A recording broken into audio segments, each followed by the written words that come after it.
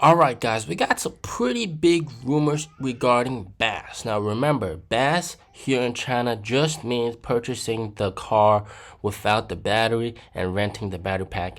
Here in China, it has nothing to do with battery swap, whereas in Europe, it has everything to do with battery swap. So this only applies to China. Alright, so the massive rumors are that the standard range battery pack monthly rent will be reduced by 200 RMB, and then the long range battery pack rent will be reduced by 400 RMB per month. And this coincides with the launch of the 150 kilowatt hour battery pack that will be finally here.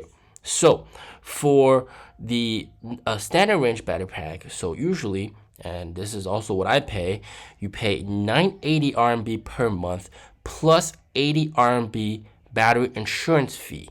All right, so that would turn into 780 RMB per month plus 80 RMB battery insurance fee. And also for the long range battery pack, instead of 1680 RMB plus 80 per month, you pay 1280 plus 80.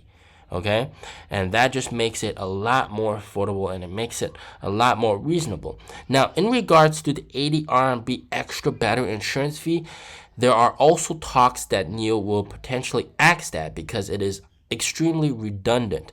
All right, the insurance that you buy on the car actually already covers the battery pack, so it doesn't make sense that you're paying another 80 per month for insurance for the battery pack when it's already covered. So it's like extra redundant. So there's lots of talk that that will be reduced. Now, this might also come forth with a straight up price reduction on purchasing the battery as well. In other words, a price cut, but for the battery. So the best way to understand this is the price without the battery remains the same, but the overall total purchase price with the battery is slightly reduced. So this will act sort of like a price cut. All right, and I'm sure a lot of NIO owners will be upset, like, oh my god, there's a price cut, what's going on? Well, it's only the price of the battery that's being reduced. So this could be NIO's way of lowering the overall purchase price of a NIO for a little bit. Now, of course, that would really piss off existing NIO owners that have straight up bought the battery pack. But for NIO owners like us, for that use BaaS, all right, that bought the car with BaaS, rented the battery instead of buying it, the purchase price remains unchanged for us, and also we have lower monthly rental, and this is very nice. And a big problem right now with NIO here in China is even NIO sales reps are not recommending BaaS to customers because of the fact that the monthly payments, they last 40 years. It's just forever, and it's much more worth it to just straight up buy the battery pack and then you finance it, and the monthly payments are essentially the same. So you're stuck on with more burden if you choose BaaS, and this is the logic behind why BaaS is not being recommended. Now, starting in 2024, there's actually a big beneficial factor that I'm not sure you guys are aware of, and that's the fact that cars over 300K, EVs as well, are being charged purchase tax. So still, of course, this overall is quite negative for NIO, but the exception is that if you rent the battery instead of buying the battery, then the tax only applies to the car price without the battery. So that means that by choosing BaaS, by choosing to rent the battery instead of buying the battery, you are capable of lowering your taxes by a substantial amount. All right, by a very substantial amount, and even becoming tax exempt with BaaS, because choosing renting lowers your purchase cost by a lot.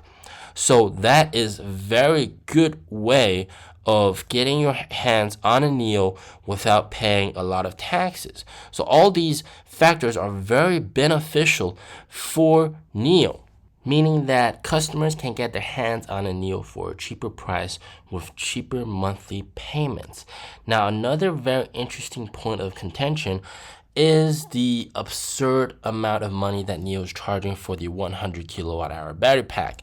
Now, for customers to upgrade from the 75 to the 100, so choosing the 100 instead of the 75 will cost an extra 58,000 RMB for 25 extra kilowatt hours, which does not make any practical sense at all. It's just very expensive for that tiny little bit of extra range.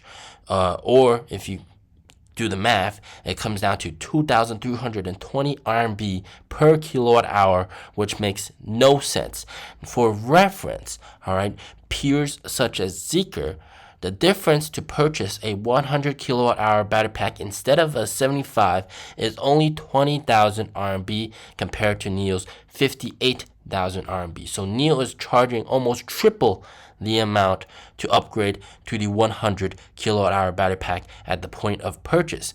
And this is a big problem because right now what you're seeing is that customers are only choosing the standard range battery pack, and 98% of customers, according to the CEO, choose the standard range battery pack, and only 2% choose the 100 kilowatt hour battery pack. And this might seem good on the surface, and yes, with NIO you can rent the 100 kilowatt hour battery pack. Like the video that you're seeing right now in the background, this is where I rented the 100 kilowatt hour battery pack for 3-4 days and then returned it at a swap station, and just absolutely game changing, of course. But you still want customers to purchase the 100 kilowatt hour battery pack. That will increase the average selling price and of course boost your margins as well. So it really doesn't make sense for NIO to be charging that much money for the tiny incremental increase in battery capacity.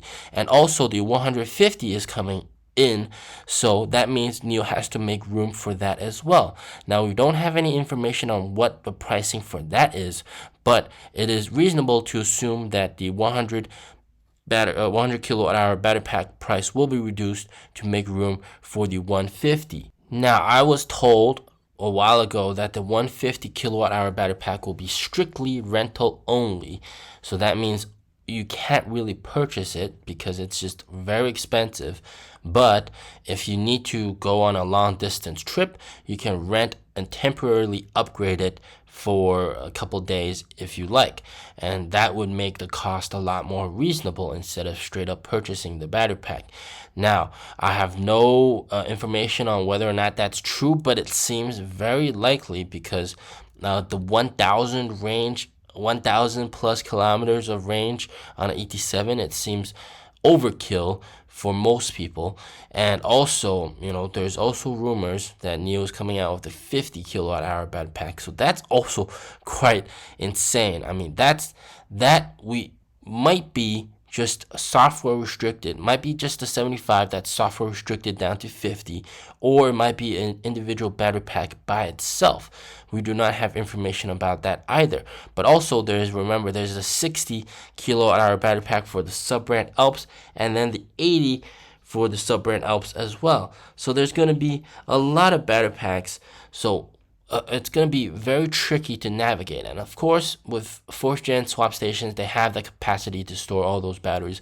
So it's very, very interesting. We can be looking forward to a lot of great battery announcements, sort of like a price cut, but indirect price cut. That's going to really help boost sales as well. As always, stay safe, stay healthy. Peace out.